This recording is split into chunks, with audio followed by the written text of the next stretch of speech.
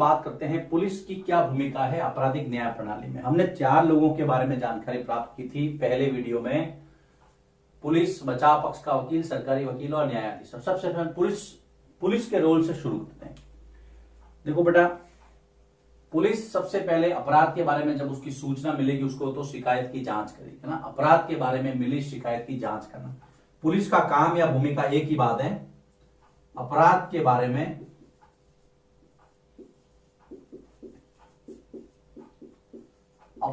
बारे में मिली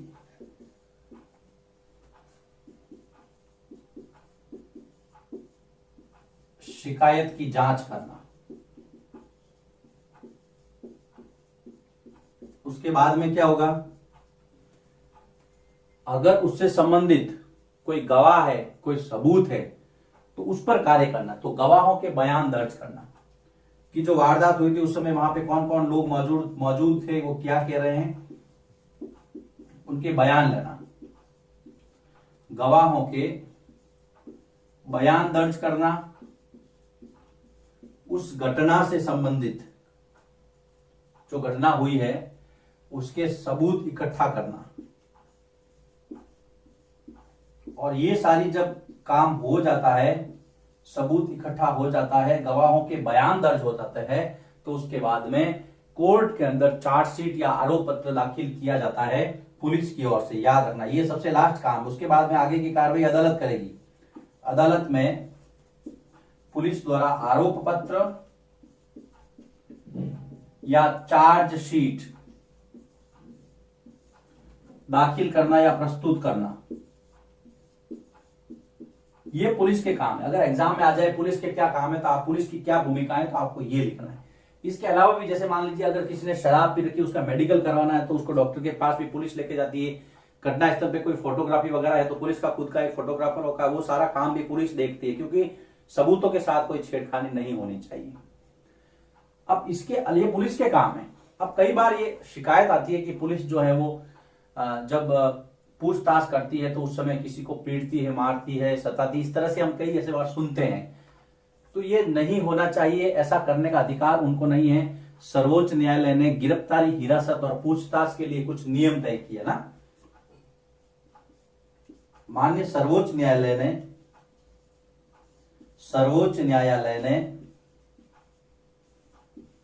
देखो, एक तो गिरफ्तारी, जब व्यक्ति का गिरफ्तार होता है व्यक्ति, या फिर वो हिरासत में होता है। हिरासत का मतलब है पुलिस कस्टडी में, जब पुलिस उसको गिरफ्तार करके ले जाती है, जेल में रखती है, वो हिरासत। जब वो पुलिस के देखरेख में रहता है उसको हम कहेंगे हिरासत। तो गिरफ्तारी, हिरासत और पूछताछ, सर्वोच्च न्यायालय ने गिरफ्तारी, हिरासत तथा पूछताछ के लिए नियम निर्धारित किए हैं। ये भी आपको ध्यान में रखना है। ऐसा नहीं है कि किसी के ऊपर आरोप लग गया तो वो दोषी है। हमारी मान सकता है, किसी के ऊपर आरोप लगता है, जैसे हम लोग कहते हैं कि इसने चोरी की होगी तो हम उसको चोर मान लेते हैं। ऐसा नहीं है। जब तक अदालत नहीं कहेगी वो चोर साबित नहीं हो जाता, तब तक वो चोर नहीं है। तो गिरफ्तारी, हिरासत और पूछताछ के नियम निर्धारित किए हैं। उसमें यह कहा गया है कि जांच के दौरान सताने, पीटने, गाली देने, मारने का अधिकार पुलिस को नहीं है। जब जांच चल रही है उस समय जांच के दौरान सताने, पीटने, मारने, अपशब्द कहने, जिसको आप गाली नाम से संबोधित करते हैं, अपशब्द कहने तथा दुर्व्यवहार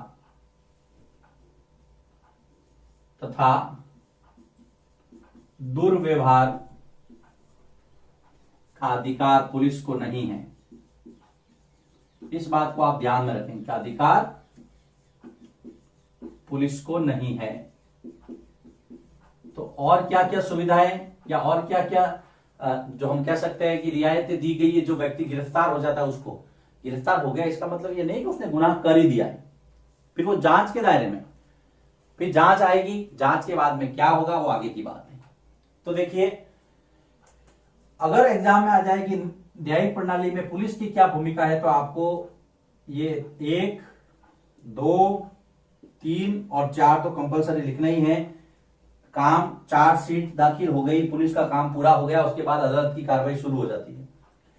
तो सर्वोच्च न्यायालय ने गिरफ्तारी, हिरासत और पूछताछ के बारे में क्या कहा है? ये कहा है कि भाई जांच के दौरान किसी को आप सताओगे नहीं, पीटोगे नहीं, मारोगे नहीं, अपशब्द नहीं कहोगे, दुर्व्यवहार अधिकार पुलिस को नहीं है। फिर आपके मन में प्रश्न आता है, सर हम तो देखते हैं पुलिस वाले रिमांड में लेते हैं, सच बुलवाते हैं वो अदालत रिमांड देती है कि भाई इसको 7 दिन के रिमांड पे लिया जाए या 5 दिन के रिमांड पे लिया जाए, है ना, वो एक अलग मैटर है।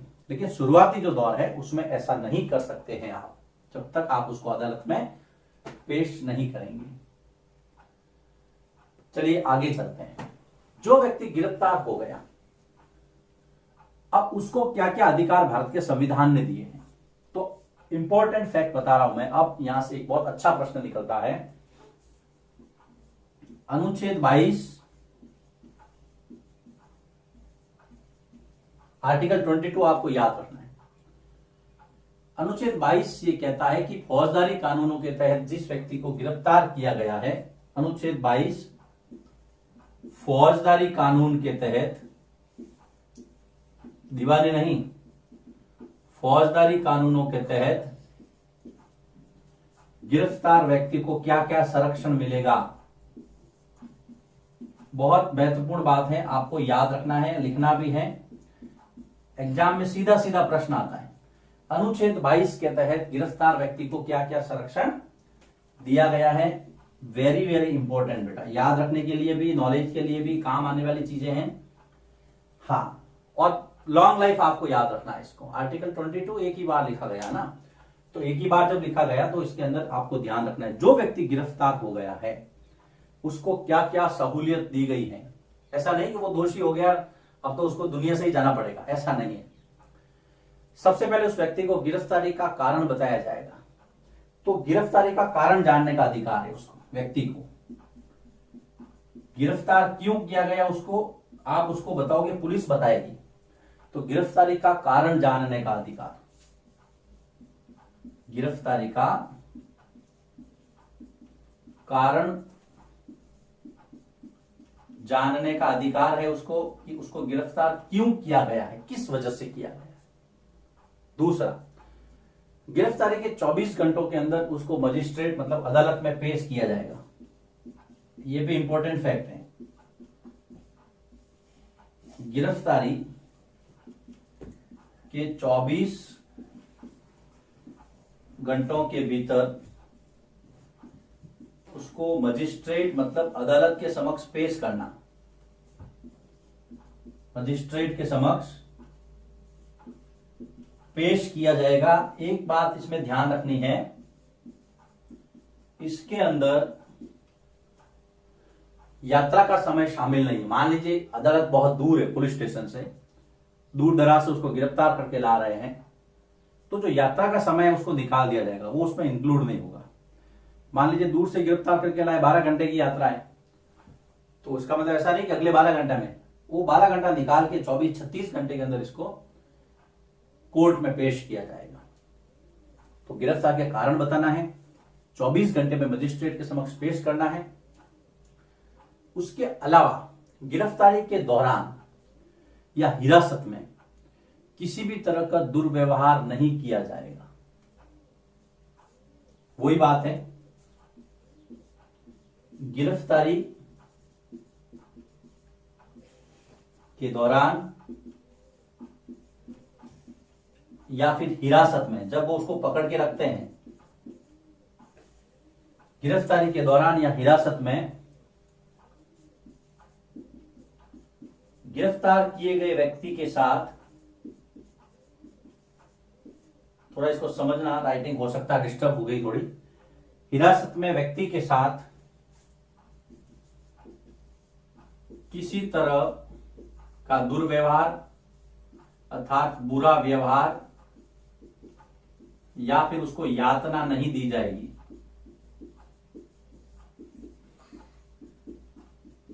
ये कौन सा बिंदु हो गया बेटा? तीसरा, अनुच्छेद 22 थोड़ा और एक दो पॉइंट बाकी हैं, अगले बोर्ड वर्क में लूंगा मैं, लेकिन आपको अभी पता रखना है आर्टिकल 22 क्या कहता है। गिरफ्तारी का कारण बताओ, 24 घंटों में मजिस्ट्रेट के समक्ष उसको पेश करो। गिरफ्तारी के दौरान उसके साथ में किसी तरह का दुर्व्यवहार नहीं किया जाएगा। आपको आराम से लिखना है, इत्मीनान से समझना है।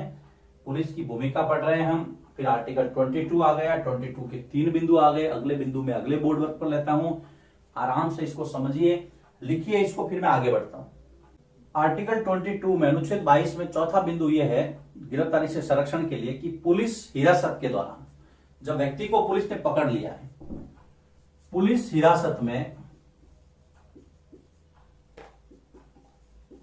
हिरासत में दिए गए इकबालिया बयान का मतलब एक तरफा, क्योंकि व्यक्ति पुलिस के दबाव में भी दे सकता है। इकबालिया बयान को सबूत नहीं माना जाएगा। पुलिस प्रेशर करती है, मान लो, या व्यक्ति डर जाता है और वो कह देता है कि हाँ ये मैंने गुनाह किया है, क्योंकि उसको लगता है कि मान लो पुलिस मुझे पीटेगी या मारेगी या मेरे साथ में जो है दुर्व्यवहार करेगी, वो कई बार कह देता है हाँ मैंने गुनाह किया, जबकि उसको नहीं किया होता, लेकिन डर के कारण। तो आर्टिकल 22 इसमें भी उसको राहत देता है, भले ही उसने कबूल कर लिया हो, लेकिन सबूत होने चाहिए। वो सबूत नहीं है, वो सबूत नहीं माना जाएगा, सबूत के तौर पे इस्तेमाल नहीं किया जाएगा। एक बहुत बड़ा अच्छा सा व्यंग्य भी है, जोक भी है, कि एक बार अमेरिका की, इंग्लैंड की और भारत की पुलिस को तीनों को खड़ा किया गया और एक जंगल के अंदर एक बंदर को छोड़ा गया कि इसको भी ढूंढ के लाओ। तो अमेरिका वाले गए तो 4 घंटे में ले आए, फिर इंग्लैंड वाले गए 6 घंटे में लाए, भारत वाले गए और 2 घंटे में ये कुत्ते को पकड़ के ले आए। अब छोड़ा बंदर था, लाना बंदर था, लेकिन ले आए कुत्ते को। तो दोनों ने कहा भाई ये तो कुत्ता है, भले ही आप 2 घंटे में आए हो, लेकिन ये तो कुत्ता है। तो भारत की पुलिस ने कहा कि भाई इसको पूछो। तो जो कुत्ता है उसने कहा नहीं साहब मैं तो बंदर ही हूं, कुत्ता नहीं हूं। समझ रहे ना, ये इकबालिया बयान। उसको इतना पीटा उसको कि उसको कहना पड़ा कि मैं तो बंदर नहीं हूं, हाँ मैं बंदर ही हूं, मैं कुत्ता नहीं हूं।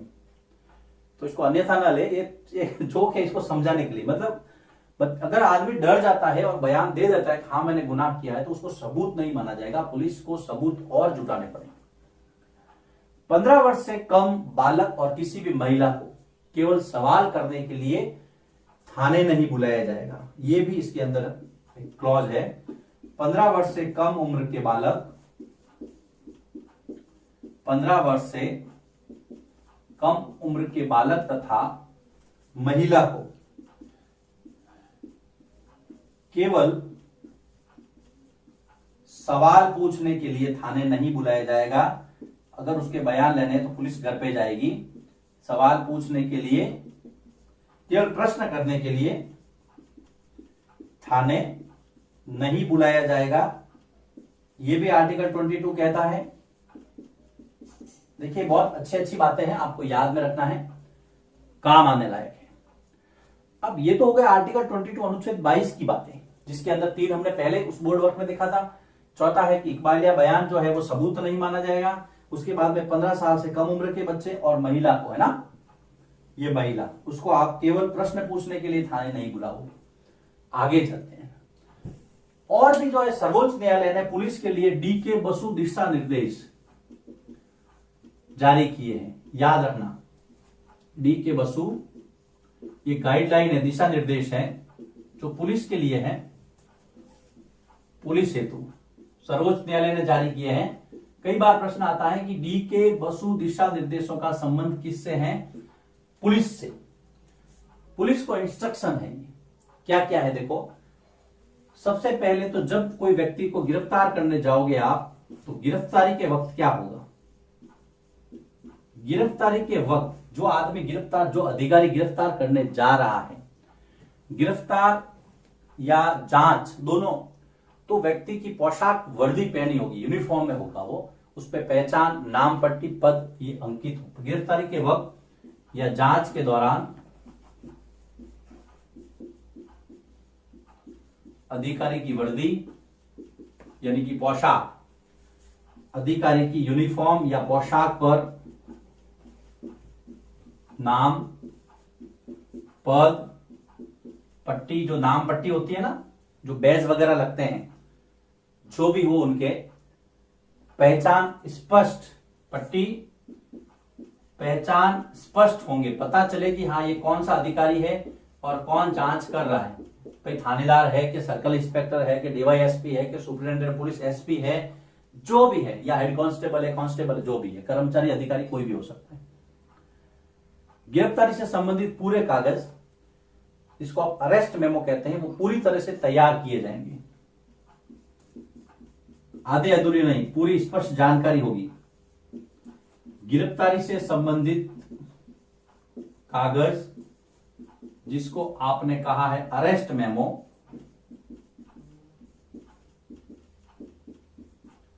तैयार किए जाएंगे।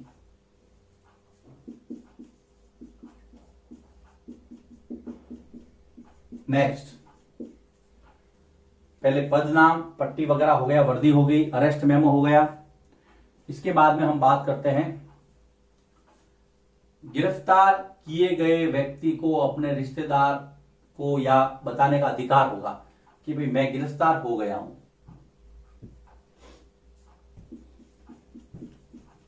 गिरफ्तार किए गए व्यक्ति को अपने परिवार या दोस्त या किसी रिश्तेदार को सूचना देने का अधिकार है कि मुझे गिरफ्तार किया गया है और इस वजह से गिरफ्तार किया गया है। सामान्य मामलों में, हाँ, जैसे अब मान लो कोई देशद्रोह वगैरह ऐसा केस चलता है, उसमें अलग कंडीशन है, लेकिन सामान्य मामलों में आर्टिकल 22 देखो कितना सपोर्ट कर रहा है यहां पर भी, कि भाई अभी तक तो वो पूरी तरह से आरोपी है, दोषी नहीं है, अभी तो उस पर आरोप तय हुए रहे। अब आगे चलते हैं, अगर कोई रिश्तेदार उसका बाहर है या परिवार वाले बाहर हैं, तो 8 से 12 घंटों में, बाहर होने की स्थिति में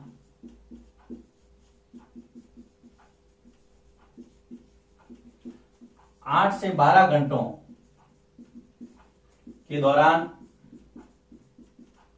सूचना दी जाए गिरफ्तारी की। किसको? उसके रिश्तेदारों को। मान लीजिए बाहर से गिरफ्तार किया कहीं से, तो 8 से 12 घंटों के दौरान फोन से वगैरह जैसे भी हो सूचना देनी चाहिए। फिर देखिए 5वां है,